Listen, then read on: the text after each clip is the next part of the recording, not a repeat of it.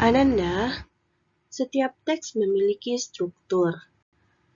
Begitu juga dengan teks deskripsi. Teks deskripsi memiliki 3 unsur pembangun. Yang pertama adalah identifikasi. Bagian ini berisi penentuan dari identitas objek yang dideskripsikan atau digambarkan. Penggambaran objek bisa berupa lokasi, sejarah lahir, makna nama, dan pernyataan umum lainnya tentang objek. Yang kedua, deskripsi bagian atau klasifikasi bagian. Bagian ini berisi perincian bagian objek berdasarkan tanggapan subjektif penulis. Perincian itu dapat berupa apa yang dilihat maupun yang dirasakan oleh penulis dengan mengamati objek. Jadi, deskripsi bagian ini berhubungan dengan panca indera. Yang ketiga, penutup. Bagian ini berisi kesan terhadap objek yang diamati. Ananda, 3 unsur pembangun teks deskripsi ini selalu letaknya berurutan. Tidak boleh terbalik. Jadi, harus diawali oleh identifikasi, kemudian deskripsi bagian, lalu penutup. Ananda, kita masuk kepada contoh. Sebelumnya, Ananda sudah membaca teks deskripsi yang berjudul Ciko Kura-Kura Peliharaanku.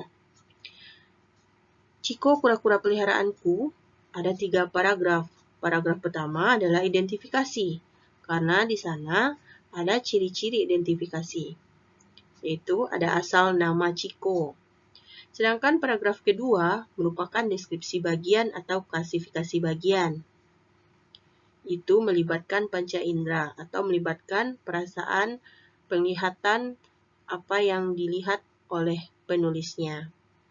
Sedangkan paragraf ketiga adalah penutup, yaitu kesan dari penulis tentang kura-kura peliharaannya. Jadi, identifikasi, deskripsi bagian, dan penutup selalu letaknya berurutan. Selanjutnya kita masuk pada contoh kedua yang berjudul Pesona Danau Tes, Danau Terbesar di Bengkulu. Ananda, perlu Ananda ketahui bahwa dalam menulis paragraf, awal paragraf selalu dijorokkan ke dalam. Begitulah cara menulis paragraf yang benar. Nah, kita langsung masuk kepada struktur dari teks deskripsi yang berjudul Pesona Danau Tes, Danau Terbesar di Bengkulu. Pada paragraf pertama, itu termasuk pada identifikasi.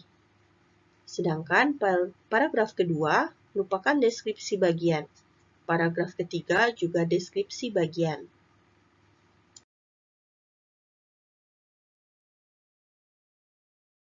Selanjutnya, pada paragraf keempat juga termasuk pada deskripsi bagian. Dan paragraf kelima adalah penutup. Jadi, Ananda harus selalu ingat bahwa struktur teks deskripsi itu selalu berurutan letaknya. Dari identifikasi menuju deskripsi bagian, yang deskripsi bagian ini bisa terdiri dari beberapa paragraf. Kemudian ada penutup. Ananda, deskripsi bagian juga memiliki pengembangan. Ada 4 jenis pengembangan teks deskripsi bagian. Yang pertama, deskripsi bagian berdasarkan ruang. Jadi di sini, deskripsi ini berisi bagian-bagian ruang objek. Misalnya kita menggambarkan bagian taman, bagian dalam istana, atau bagian dalam rumah, atau bagian dalam sekolah. Yang kedua ada deskripsi bagian berdasarkan anggota bagian-bagian objek.